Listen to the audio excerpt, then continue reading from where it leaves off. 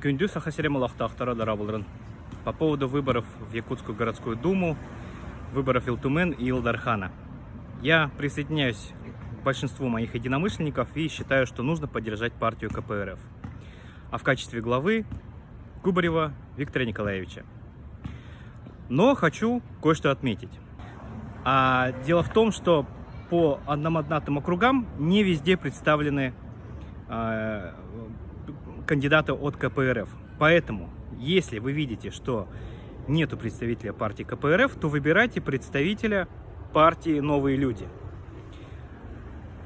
Я понимаю, что это звучит, может быть, парадоксально, да, по поводу новых людей, но действительно, если в парламенте окажутся кандидаты от КПРФ и новых людей, то это создаст некую конкуренцию, некую альтернативу, за которую стоит голосовать.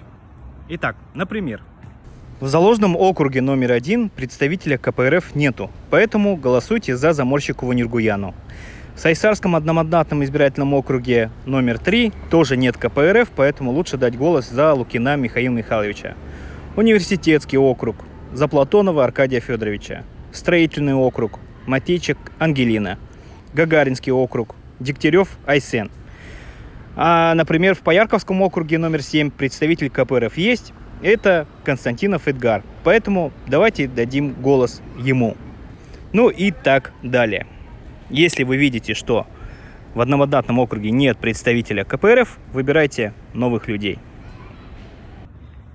Я понимаю, что часть из вас не верит ни этим выборам и готов бойкотировать, не ходить на голосование. Я вас понимаю.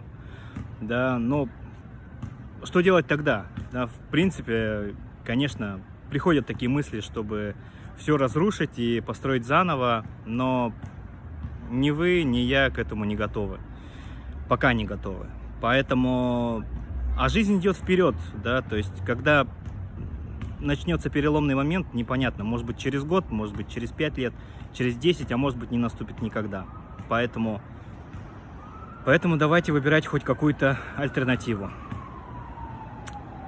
Берегите себя, свою семью. Удачи!